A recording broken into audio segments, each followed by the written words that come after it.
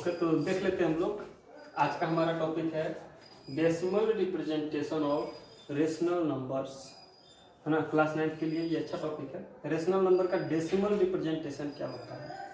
तो चूंकि हम लोग जानते हैं, since we know that any number in the form of p upon में q where q is not equal to 0 and p and q are integers, उसे हम लोग क्या कहते हैं, रेशनल नंबर कहते हैं। रेशनल नंबर की खास बात ये होती है कि रेशनल नंबर का डेसिमल जो रिप्रेजेंटेशन होता है, डेसिमल एक्सपेंशन जो होता है, वो दो तरीके से होता है। पहला तरीका जो होगा इसका, पहला जो डेसिमल रिप्रेजेंटेशन होगा वो टर्मिनेटिंग माना जाएगा। टर्मिनेटिंग का मतलब क्या होता है, तो टर्मिनेटिंग का मतलब होता है जो कहीं ना कहीं जाके रुक जाए, टर्मिनेट हो जाए, खत्म हो जाए। जैसे फॉर एग्जाम्पल, अगर इसमें एग्जाम्पल ले लोगे तो एग्जाम्पल की मैं बात करूं तो देखो, एग्जाम्पल में टर्मिनेटिंग का एग्जाम्पल क्या क्या हो जाएगा।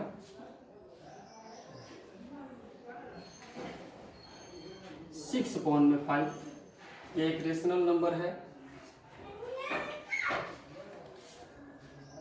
13 अपॉन में 20 और भी देख सकते हो। 11 अपॉन में 32, कुछ भी ले लो एग्जाम्पल, कुछ भी, ETC ऐसे भी ले लो। 15 अपॉन में 8 ETC, ये सब जो है टर्मिनेटिंग रेशनल नंबर्स हैं। कैसे रेशनल नंबर है, टर्मिनेटिंग रेशनल नंबर, क्योंकि इसका डेसिमल एक्सपेंशन टर्मिनेटिंग होगा। मतलब समझते हैं टर्मिनेटिंग का। जैसे अगर इसको डेसिमल में चेंज करोगे तो क्या करोगे, 5 लिखोगे इधर, 6 लिखोगे इधर, फर्स्ट वाले को, तो क्या हो जाएगा, 5 1 जा 5, यहाँ पे बच जाएगा 1, यहाँ पे अब नहीं लगेगा तो एक पॉइंट दोगे और ये हो जाएगा 10, 2 टाइम्स में कटा दोगे, ये कितना हो जाएगा 10, खत्म।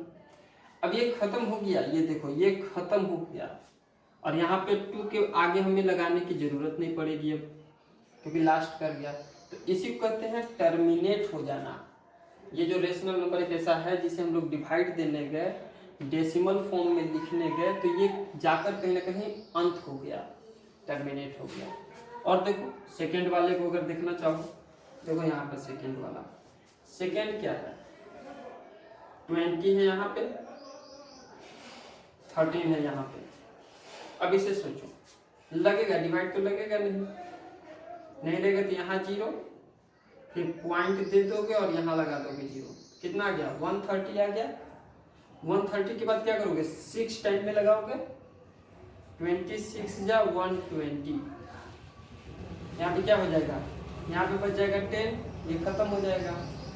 फिर एक 0 लगा दोगे तो 100 के बाद ये कितने बार में कट जाएगा, 5 टाइम्स में कट जाएगा 100। डिवाइड तो करने आता ही होगा। तो ये भी देखो, ये भी क्या हो गया, टर्मिनेट हो गया, यहाँ पे आके लास्ट कर गया ये, है ना। तो इसका मतलब इसे तुम क्या लिख सकते हो, इसे लिख सकते हो 13 अपॉन में 20 इज इक्वल टू 0.65, है कि नहीं। इसे क्या लिख सकते हो, 6 अपॉन में 5 इज इक्वल टू 1.2। इसे चेक करते हैं, तो इसी तरह से चेक करते जाओगे। जैसे 15 अपॉन में 8, आसान वाला ले लेते हैं, एक इधर 8 हो जाएगा, इधर 15, कितने टाइम्स में लगाओगे, 1 टाइम्स में लगाओगे। 1 टाइम्स के बाद यहाँ पे आ जाएगा 1, बच जाएगा 7, डिवाइड तो लगेगा नहीं, पॉइंट दे दोगे, ये हो जाएगा 70, 8 9 जा 72 और 8 8 जा 64, तो 8 टाइम्स में लग जाएगा, यहाँ पे हो जाएगा 64, कितना बच जाएगा, 6 बच जाएगा, ये कट जाएगा। फिर एक 0 लगाओगे, 60 हो जाएगा, 8 7 जा 50, यहाँ पे लग जाएगा 56, फिर कट जाएगा, 4 बच जाएगा, कट कुट 40 हो जाएगा, 8 5 जा 40, देखो ये भी कट गया। मतलब ये भी कहीं ना कहीं जाके एंड हो गया, लास्ट हो गया। तो हम लोग क्या लिख सकते हैं 15/8 इज इक्वल टू 1.875। तो ये सब के सब टर्मिनेटिंग है, कहीं ना कहीं जाके क्या हो जा रहा है, टर्मिनेट हो जा रहा है। तो आगे बात समझ में। तो डेसिमल एक्सपेंशन रेशनल नंबर का दो तरह का होता है, रेशनल नंबर का दो तरह का होता है डेसिमल एक्सपेंशन। पहला टर्मिनेटिंग रेशनल नंबर और दूसरा मैं यहाँ पे लिख देता हूँ, फिर इसे एक्सप्लेन करूँगा। जो दूसरा है बच्चों वो है नॉन टर्मिनेटिंग। अब नॉन टर्मिनेटिंग रेशनल नंबर और इसी को हम लोग रिपीटिंग भी कहते हैं। क्या कहते हैं, रिपीटिंग रेशनल नंबर।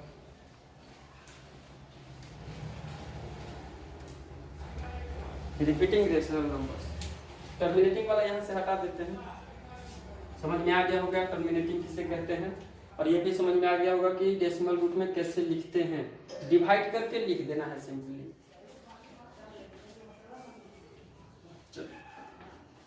अब देखो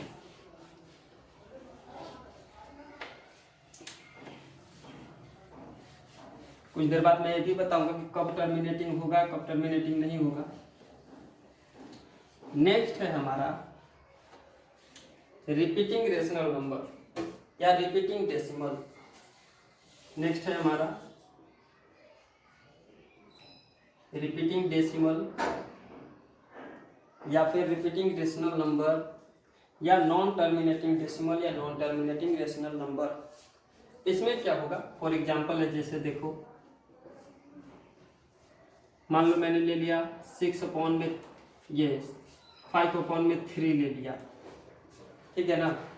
और भी एग्जांपल ले लिया 7/6 ले लिया, ठीक है। और भी एग्जांपल ले लिया, बहुत सारे हो जाएंगे। ऐसे एक और ले लेता हूं मैं 11/12 ETC। इतना से समझ जाओ, 3 को काफी है। ये जो है रिपीटिंग है, मतलब ये टर्मिनेट नहीं होगा, कभी लास्ट नहीं करेगा, लेकिन अपने आप को रिपीट करने लगेगा। कुछ देर के बाद खुद रिपीट होने लगेगा। जैसे देखो फर्स्ट वाला लेते हैं एग्जांपल में, 3 इधर और 5 इधर, कितना हो जाएगा, 1 टाइम्स में लगा दोगे 3 आ जाएगा 2, पॉइंट लगाओगे हो जाएगा 20, 3 6 जा 18, फिर 2 बचेगा, फिर 20, फिर वही 3 6 जा 18 हो जाएगा यहाँ पे, फिर 2 बचेगा, फिर 20, फिर 3 6 जा 18, फिर 2 बचेगा। तो ऐसे ही चलते जाएगा, कभी अंत होगा क्या, कभी खत्म नहीं होगा, ये ऐसे ऐसे चलते जाएगा। इसका मतलब क्या हुआ, इसका मतलब हुआ कि 5/3 जो है वो होगा 1.6666 ऐसे। आगे बात समझ में, ये रिपीट होने लगा, ये क्या होने लगा, रिपीट, और इसी को कहते हैं रिपीटिंग डेसिमल। और इसे ऐसे भी लिख सकते हो 5/3 = 1.6, 6 पे एक रेकरिन लगा दो बार। अब रेकरिन के मतलब को समझो, ऐसे करते हुए बहुत बार देखे होंगे बुक में। ये रेकरिन का मतलब होता है, बार का मतलब होता है कि 6 पे लगा है ना तो 6 रिपीट करते चला जाएगा, बार बार 6 ही आएगा, ठीक है। और भी एग्जांपल देखते हैं हम लोग। जैसे नेक्स्ट क्या लिखा है, सेकंड में 6 इधर 7 अंदर, ठीक है। तो 6 इधर 1 टाइम्स में लगा दो 6, यहाँ पे आ गया, बच गया 1, नहीं लगेगा डिवाइड तो आता ही होगा सिंपली, क्यों टाइम इसमें वेस्ट करना। 1 बार में लग जाएगा 6, 4 हो जाएगा, यहाँ पे हो जाएगा 40, 6 6 जा 36, फिर यहाँ पे हो जाएगा 4 40, फिर 6 6 जा 36, फिर 4। अब समझ गए, बार बार 6 6 आते चला जाएगा। इसका मतलब क्या हुआ, 7/6 = 1.166 ऐसे ऐसे चलता जाएगा। अब इसका मतलब क्या हुआ, इसे रेकरिन के रूप में कैसे लिखोगे, तो लिखोगे, और यहाँ पे लिख देता हूं मैं 7/6 = 1.16, सिर्फ 6 पे बार होगा, 1 पे रेकरिंग नहीं होगा, क्योंकि 6 रिपीट कर रहा है, 1 6 तो रिपीट नहीं कर रहा है, तो दैट इज वाई इसे ऐसे लिख सकते हैं। ओके, क्लियर है? अब देखो, तो उस प्रकार से इसे भी लिख सकते हो, कोई खास बात नहीं है। तो ऐसे ही 2 प्रकार से आ गए, पहला आया रिपीटिंग डेसिमल, दूसरा आया नॉन रिपीटिंग डेसिमल। जैसे थर्ड वाले को देखो,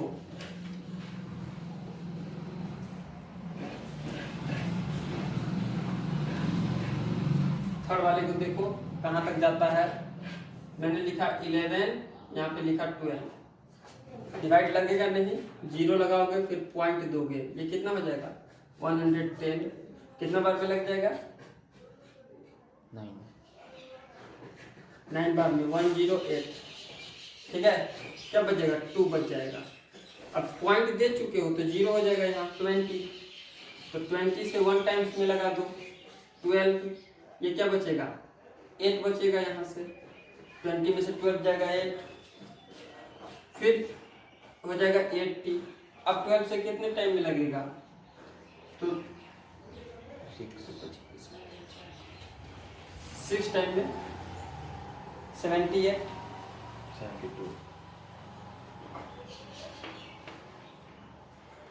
72। अब 72 के बाद फिर क्या बचेगा 8 बचेगा, यहाँ से फिर 80 हो जाएगा, फिर 6 टाइम में लगा दोगे 72, फिर 8 बचेगा, फिर 6 टाइम में 72, फिर 8 बचेगा। इसका मतलब अब वही आएगा, रिपीट होगा। कौन रिपीट हो रहा है 6 रिपीट हो रहा है, 6 रिपीट होते ही समझ जाओ यहाँ पर क्या होगा, यहाँ पे हो जाएगा कि 11/12 इज इक्वल टू 0.916, और रेफरेंस सिर्फ 6 पे, रेफरेंस किस पे होगा सिर्फ 6 पे होगा। ओके ना, तो हम लोग इस तरीके से समझ गए कि कौन होगा रिपीटिंग डेसिमल, कौन होगा टर्मिनेटिंग डेसिमल। अब हम लोग आगे सीखने वाले हैं कि इस तरह से ऐसे तो बनाने आता है क्या, ऐसे को ऐसे कन्वर्ट करने आता है, मतलब डेसिमल फॉर्म को P/Q फॉर्म के P/Q के फॉर्म में कन्वर्ट करने आता है कि नहीं, कैसे किया जाता है, हो सकता है कि नहीं हो सकता है, इसके बारे में। तो हमने क्या देखा, हमने देखा कि एक टर्मिनेटिंग होगा, तो हमने देखा कि एक टर्मिनेटिंग आएगा, एक टर्मिनेटिंग डेसिमल आएगा,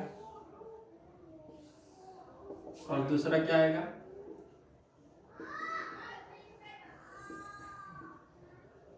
रिपीटिंग डेसिमल आएगा, रिपीटिंग डेसिमल नंबर आएगा।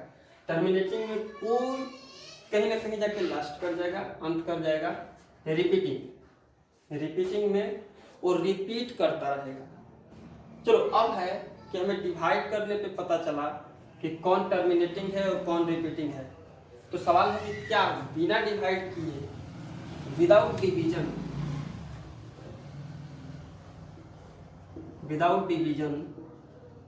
हम लोग ये पता कर सकते हैं क्या कि कौन सा टर्मिनेटिंग होगा और कौन सा रिपीटिंग होगा? तो आंसर है yes. Without division we can know और we can choose the terminating decimal and non terminating decimal. देखते हैं कैसे और इसके क्या वर्किंग रूल है, क्या प्रोसीजर है। देखो इसमें क्या करना है, तो टर्मिनेटिंग पहचानने का तरीका देखो, पहचानने का तरीका बिना डिवाइड किए।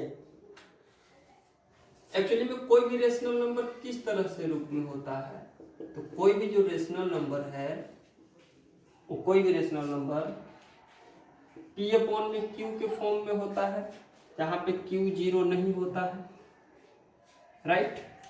अब जब इस फॉर्म में है तो डिनोमिनेटर कौन है इसमें? Q जो है डिनोमिनेटर है, डिनोमिनेटर है Q। तो हमें यही बताएगा, डिनोमिनेटर ही बताएगा कि कौन सा रेशनल नंबर टर्मिनेटिंग है और कौन सा रेशनल नंबर टर्मिनेटिंग नहीं है। देखिए कैसे। सबसे पहले स्टेप 1 में क्या करना है, स्टेप 1 में right prime factor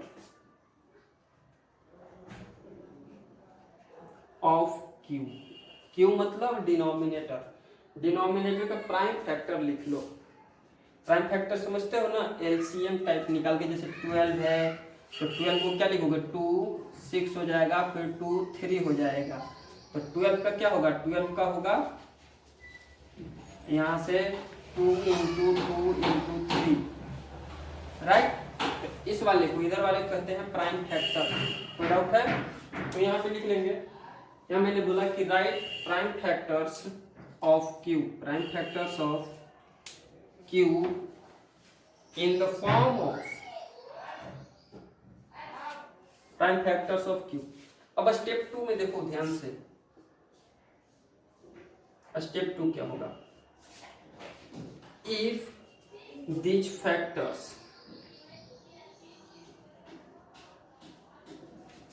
are found in the form of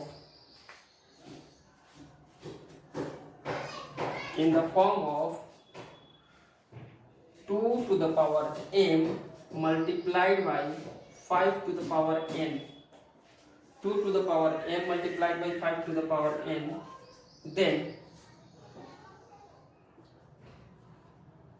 they are terminating। कमाल की बात, इस बात को समझे, टर्मिनेटिंग बहुत ही कमाल की बात है। अगर ये प्राइम फैक्टर इस रूप में पाया जाता है 2 के पावर m और इंटू में 5 के पावर n के रूप में, तो पक्का श्योरली टर्मिनेटिंग होगा। वो श्योरली क्या होगा, टर्मिनेटिंग ही होगा, अदरवाइज वो रिपीटिंग हो जाएगा। अगर ऐसा नहीं पाया जाता है, इसमें थोड़ा सा भी कोई भी गड़बड़ होता है, तो वो हो जाएगा रिपीटिंग। देखो यहाँ पे डाउट है तो एग्जाम्पल के थ्रू इसे क्लियर कर देते हैं। देखो एग्जाम्पल में, जैसे मान लो मैंने बोला एक आसान सा सवाल, 5 में क्या ले लूँ, जैसे बोलो 8 ले लेता हूँ एंड 5 में ले लेता हूँ 6, ठीक है। ये ले लेता हूँ पहला, दूसरा, एक और ले लेता हूँ, एक और 5 में चलो 20 ले लेता हूँ।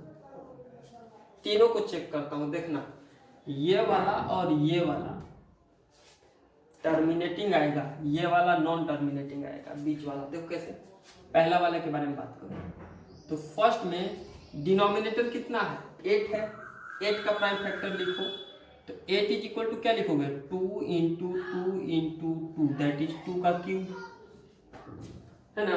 अब 2 का क्यूब में 5 भले ही नहीं है, लेकिन 2 ही तो है, और 5 नहीं है तो क्या लिख सकते हो, 5 के पावर 0, जो नहीं होता है उसका पावर 0, क्योंकि इतना तो 8 क्लास में पढ़े ही होंगे कि दुनिया में किसी भी नंबर के पावर 0 हो तो वैल्यू कितना होता है, 1 होता है। तो इतना, तो इसका मतलब क्या ये 8 इस रूप में है, तो यस ये इस रूप में है, और इस रूप में है तो ये क्या होगा, ये जो है वो होगा टर्मिनेटिंग। चाहो तो डिवाइड करके देख लो, सेकेंड वाला 6 को क्या लिखोगे, 2 × 3, 2 × 3 दैट मीन्स 2 के पावर 1 × 3 के पावर 1। अब ये 2 के पावर m तो दिख रहा है, लेकिन 5 के पावर n नहीं है, एक्स्ट्रा चीज आ गया, 3 आ गया, 3 और 3 आ गया, इसका मतलब ये डिस्टर्ब है, और ये डिस्टर्ब है तो ये क्या होगा, ये वाला चीज हो जाएगा अपना रिपीटिंग, रिपीटिंग डेसिमल होगा। चाहो तो डिवाइड करके देख लो, हालांकि ऐसा हम लोग देख चुके हैं, इसमें कोई डाउट नहीं है। थर्ड वाले के बारे में बात करो, थर्ड वाला 20 को क्या लिखोगे, 20 को ऐसे लिखोगे ना, ऐसे 20 करोगे, लिखोगे 2 × 10, फिर से 2 × 5, तो क्या हो जाएगा 20 = 2 × 2 × 5 दैट इज 2 के पावर 2 × 5 के पावर 1। क्या ये वाला बात इस रूप में है, तो यस इस रूप में है, और इस रूप में है तो ये भी क्या होगा, ये भी टर्मिनेटिंग होगा।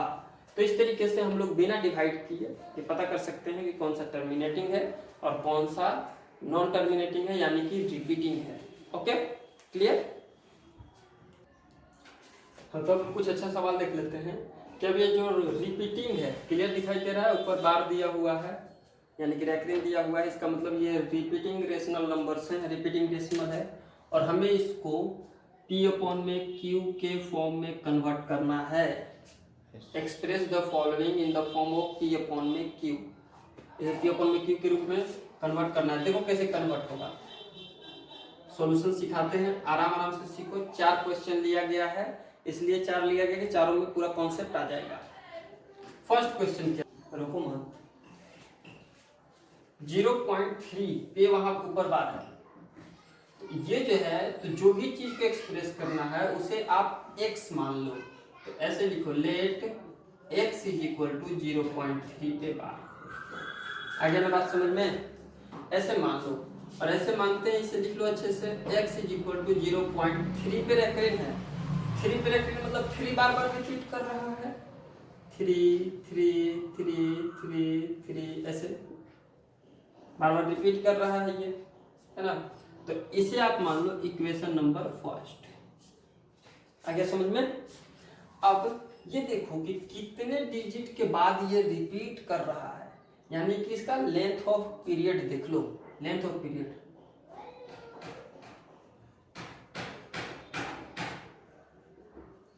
Length of period, length of period क्या होता है, कितने डिजिट पे रैकरिंग लगा हुआ है, कितने डिजिट के बाद ये रिपीट कर रहा है। जैसे इसका भी लेंथ ऑफ पीरियड 1 है, 1 डिजिट पे है, इसका लेंथ ऑफ पीरियड है 2 को डिजिट रिपीट कर रहा है, इसका length of period 3 digit bar bar repeat कर रहा है। तो उसे देखो, और जितना उसका लेंथ ऑफ पीरियड हो, जितने पे वो रिपीट करे, उसको उतना ही से मल्टीप्लाई करो, मतलब इसको दोनों तरफ 10 से मल्टीप्लाई कर दो, इधर भी कर दो 10 into x 10x is equal to, इधर भी 10 से मल्टीप्लाई कर दो। तो जब 10 से मल्टीप्लाई करोगे तो ये डेसिमल उछल के यहाँ आ जाएगा, ठीक है ना, ये डेसिमल उछल के कहाँ चला जाएगा, यहाँ पे चला जाएगा। तो ये बन जाएगा 3.33333 ऐसे। अब ये काम तब तक करो जब तक पॉइंट के बाद भी सेम दिखने लगे, ये सेम सही है, पॉइंट के बाद एक ही चीज दिखने लगे, तो इसे मान लो इक्वेशन नंबर 2, और 2 मानते ही ऐसे कर दो, from equation first minus equation second, ऐसे कर लो, सेकेंड माइनस फर्स्ट, दूसरे वाले में से, बड़ा वाला में से छोटे वाले को माइनस कर दो, तो क्या बन जाएगा, इधर हो जाएगा 10x इज इक्वल टू 3.3333 ऐसे, और ये हो जाएगा x इज इक्वल टू 0.3333। ये देखना, बराबर देखना है, डेसिमल के बाद, ये डेसिमल के बाद पॉइंट के बाद दोनों तरफ सेम चीज होना चाहिए, अलग अलग नहीं होना चाहिए, और तब माइनस करना है।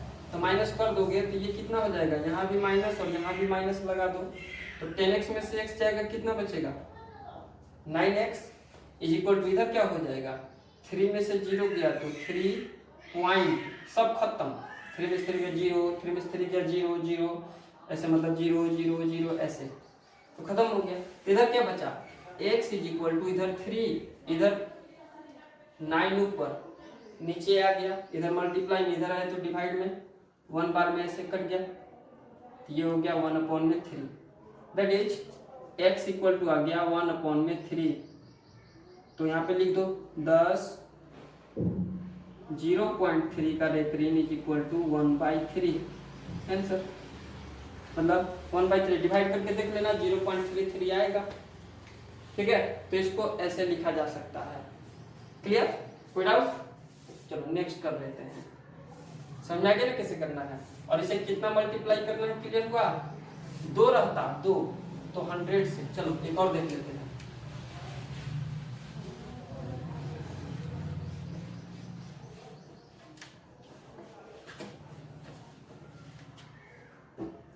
यहाँ पे क्या हो रहा है, यहाँ पे कर लो let x is equal to 1.4, यहाँ पे रेकरिंग है, इसका मतलब x इज इक्वल टू 1.4444 ऐसे जा रहा है, इसे मान लो इक्वेशन नंबर फर्स्ट, इसे इक्वेशन नंबर फर्स्ट मान लो, इंप्लाइज दैट, देखो एक इसका भी लेंथ ऑफ पीरियड 1 है, मतलब 4 4 रिपीट कर रहा है, तो 10 से दोनों तरफ कितने से मल्टीप्लाई करूं, 10 से, तो हो जाएगा 10x इज इक्वल टू, ये उछल कर आ जाएगा यहाँ, यहाँ आते ही क्या बन जाएगा, इधर हो जाएगा 14.444 ऐसे। इसे मान लो इक्वेशन नंबर सेकंड। सेकंड क्यों, कब मानना है, देखो पॉइंट के बाद सेम आ गया क्या, इसमें पॉइंट के बाद 444 आ रहा है, इसमें पॉइंट के बाद 444 आ रहा है, सेम आ गया, इक्वेशन मान लो। नाउ क्या करोगे, माइनस कर दो from equation second minus equation first. ऐसे करोगे तो कितना आ जाएगा, 10x इज इक्वल टू 14.444 ऐसे हो जाएगा, x इज इक्वल टू 1.444 ऐसे। माइनस कर दो, इधर भी माइनस इधर भी माइनस, ये बचेगा 10x में से x जाएगा 9x इज इक्वल टू, ये कितना बचेगा, पीछे वाला सब जीरो, 14 में से 1 गया तो 13 खत्म। तो इसलिए x की वैल्यू क्या आ जाएगी, 13/9 आ जाएगी। 10 है ना आसान, 10 1.4 पे अगर रेकरिंग दोगे तो आ जाएगा 13/9 आंसर खत्म। तो बहुत ही आसान है। नेक्स्ट वाला हम लोग देख लेते हैं, थर्ड वाला देख लो। क्या करोगे, let x is equal to 0.57, it means that x is equal to, कैसे लिखोगे 0.57, फिर 57 आ गया क्योंकि दोनों पे रेकरिंग है ना, दोनों रिपीट होगा, फिर होगा 57 ऐसे, इक्वेशन नंबर फर्स्ट। अब इसको तुम 10 से मल्टीप्लाई करो ऐसे, या फिर डायरेक्ट सोचो, लेंथ ऑफ पीरियड कितना है, 2 है, ये लेंथ ऑफ पीरियड कितना है, 2 है लेंथ ऑफ पीरियड। और जब लेंथ ऑफ पीरियड 2 है तो इसका एक काम करो कि 100 से मल्टीप्लाई कर दो, तो इधर लिख दो कितना चीज, 100 x इज इक्वल टू, ये कितना उछल जाएगा, ये इस बार 2 उछल जाएगा क्योंकि 2 जीरो है ना, 100 है ना, 10 पे ये उछलता था, 100 पे 2, ये कितना हो जाएगा, ये हो जाएगा 57.5757 ऐसे। ये आ गया इक्वेशन नंबर सेकंड, क्योंकि इसके पीछे 575757 है, इसके पीछे 5757 है। समझे 100 से क्यों की, ताकि पीछे वाला सेम आ जाए। नाउ अब क्या करोगे, from equation second minus equation first, second में से फर्स्ट माइनस कर दो, सेकंड कितना है 100x इज इक्वल टू 57.57 ऐसे, और यहाँ है x इज इक्वल टू 0.575757 ऐसे। माइनस कर दोगे, माइनस करते ही ये आ जाएगा 99x, ठीक है। ये कितना, पीछे वाला सब जीरो, 57 में से जीरो गया तो 57, इसलिए x की वैल्यू क्या आ गई 57/99 आंसर खत्म। बस एक बच गया हमारे पास, वो कर लेंगे तो आ जाएगा समझ में। देखो भाई फोर्थ वाला देखो, सॉल्यूशन क्या करोगे, let x is equal to 2.418417 recurring देखो ध्यान से, ये देखना है हमें। ये अगर हमने देखा तो सिर्फ 178 पे है, 4 पे नहीं है, इसका मतलब इसे कैसे लिखोगे, x इज इक्वल टू 2.4178 सिर्फ इतना ही रिपीट करेगा, 4 रिपीट नहीं करेगा। आगे समझ में, तो 178 रिपीट करते जाएगा ऐसे। चलो ठीक है, इसको देखते हैं इक्वेशन 1 मान सकते हैं कि नहीं मान सकते हैं। तो सबसे पहली बात क्या करना है हमें, इसे पहले जो रिपीट नहीं कर रहा है, जैसे ये 4 रिपीट नहीं कर रहा तो 4 को इधर कर लो, पहले 10 से मल्टीप्लाई करके इधर ले लो, तो 10 से मल्टीप्लाई करो, 10x इक्वल टू क्या हो जाएगा, ये आ जाएगा यहाँ पे, तो ये हो जाएगा 24 इंटू 178 ऐसे करेगा। और अब इसे मान लो इक्वेशन नंबर फर्स्ट। ऐसा क्यों किया, समझ में आया बात, ये 4 इधर आ जाएगा ना, तो 4 इधर आ जाएगा तो हमें आ जाएगा फायदा हो जाएगा, क्योंकि सब जो रिपीट कर रहा तो इधर हो गया, इसमें भी रिपीट वाला इधर था, इसमें भी इधर था, इसमें भी इधर था, तो इसमें भी रिपीट वाला डेसिमल के इधर कर दिए यहाँ पे। अभी देखो अगेन लेंथ ऑफ पीरियड इसका कितना है, 3 है। लेंथ ऑफ पीरियड कितना है, 3 है। देखो ध्यान से, क्योंकि इसका 3 को डिजिट रिपीट कर रहा है, तो लेंथ ऑफ पीरियड 3 है, तो कितने से मल्टीप्लाई करूंगा, 1000 से करूंगा। 3 है ना लेंथ ऑफ पीरियड, तो 1000 से करूंगा। जब 1000 से करूंगा मल्टीप्लाई, तो ये कितना बन जाएगा, ये बन जाएगा 10,000, क्योंकि एक जीरो पहले से और 3 और आ गया, कितना है इक्वल टू, ये कहाँ उछल के चला जाएगा, ये चला जाएगा उछल के यहाँ, तो जगह 24178.178 ऐसे। ये हो गया इक्वेशन नंबर सेकेंड। अब माइनस करो, क्या लिखोगे, from equation second minus equation first. कर लो भाई माइनस, यहाँ पे हो जाएगा 10,000x इक्वल टू 24178.178 ऐसे, और यहाँ पे हो जाएगा 10x इज इक्वल टू 24.178 ऐसे।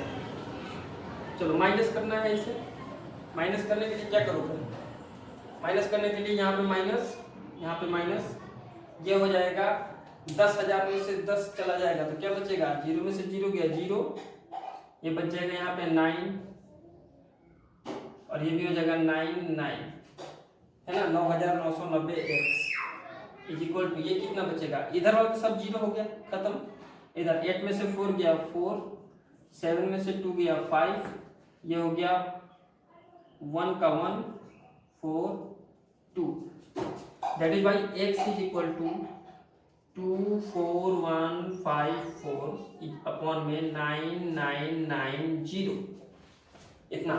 अब यहाँ पे देखो डिवाइड पॉसिबल है क्या, तो हाँ डिवाइड तो पॉसिबल है, 2 से कटेगा पूरा, 2 से कटेगा, तो 2 से कटा दो, इसे 2 से कट करोगे तो क्या हो जाएगा, 1 हो जाएगा, 2 हो जाएगा, फिर हो जाएगा यहाँ पे 0, फिर 7 हो जाएगा, फिर हो जाएगा 7, नीचे क्या आ जाएगा, ये नीचे कट के आ जाएगा, यहाँ पे 2 से 2 4 जा 8, फिर हो जाएगा 19, तो 2 8 जा 2 9 जा 18,